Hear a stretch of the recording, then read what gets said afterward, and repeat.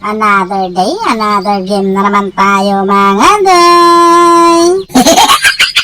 Isang araw, isang panibagong pagsubok na naman yung kakalabanin natin dito mga doy. As you can see, kung makikita naman siguro yan mga doy, di ba? Lamang na lamang talaga kami niyan, kaya lang bumawi talaga sila sa bandang late game na talaga mga doy. Maglantaw na lang kayo para makikita nyo yung buong pangyayari ha. Wala kaming pakialam! Bakit ba?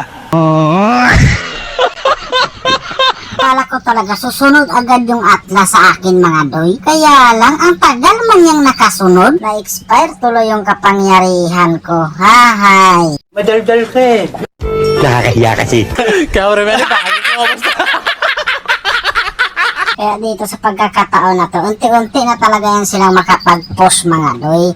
Dito gigil na gigil talaga yan sila. Kasi gustuhin pa talaga nilang basagin yung pangalawang tore namin dito sa gitna. Kaya lang sabi ko sa mga kakampi kong nagising na, mataas ang kumpiyansa ng mga yan. Kaya may pagkakataon tayo.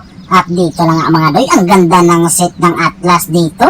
Kaya nadali ko yun talaga yung dalawa doon at nagbakasyon talaga. Kumbaga, buy one take one ang nangyari doon sa kanila. Kaya pati yung kumpiyansa tuloy nila, nagbakasyon na. Kala ko nga sa pagkakataon na to mga doy, kaya na naming tapusin. Kaya lang pumupusod pa talaga yung hanabi dito mga doy. Kaya nag-minions na lang talaga muna ako dito. Kaya lang yung Atlas, ano ba yung ginagawa mo doy? Tapos kumapit pa talaga yung swerte nila dito. Kalain mo, nawalan pa yung taon kami ng minions. Kaya sabi ko, backyard na. Kaya dito sa pagkakataon na to, unti-unti na talaga silang nakabangon sa kahirapan yung mga kalaban namin mga doy. Tuloy-tuloy ng bakasyon ng mga kakampi ko eh. Sus Mariusip, at last tayo na lang pala yung taong dalawa dito doy. Sus Mariusip, buti na lang talaga. May kumapit sa kahintang ko. Paano nangyari yun mga doy? Tsamba ba yun kung bakit nakaligtas pa ako doon mga doy? Comment down below nga. Tagalingan tsamba mo, malakas eh. Dito sa pagkakataon na rin to, inatake na nila yung malaking mananap. Kaya kailangan kong kumunti sana dito. Kaya lang yung Arlot mga doy, sinalubong na talaga ako. Grabing pagbunal niya sa akin. Kaya kailangan kong bumakyat. Bahala na kayo dyan. Sa inyo na lang yan. Sinalubong pala ko ng bill dito. Kaya sinalubong ko rin siya. Kaya nagsalubungan kami intawong dalawa. Kaya lang bakit naman intawong siya humiga? Nagsalubungan lang naman kami doon mga doy. Grabe ng taranta ng hanabi kasi naka-igis agad in taon.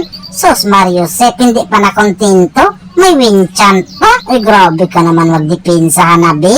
Takot na takot ka ba sa kinomo ko? As you can see, kung makikita nyo naman siguro yan mga doy, diba? Mag 17 minutes na talaga yung bakbaka namin dito. Meaning to say, ibig sabihin, late game na talaga mga doy.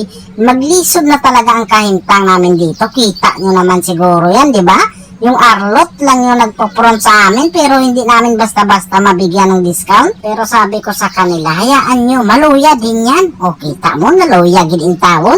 Saktong-sakto din yung ultimate ng namin, Atlas mga doy. Sos Mariusep. Ito na yung pagkakataon natin mga doy. Huwag na natin sayangin yung pagkakataon na to kasi baka mag-expire pa. Kaya sinabihan ko na yung mga kampi ko na tower lock na tayo kasi wala nang mahimo sa atin yan. Kaya dito, narinig ko na naman yung victory.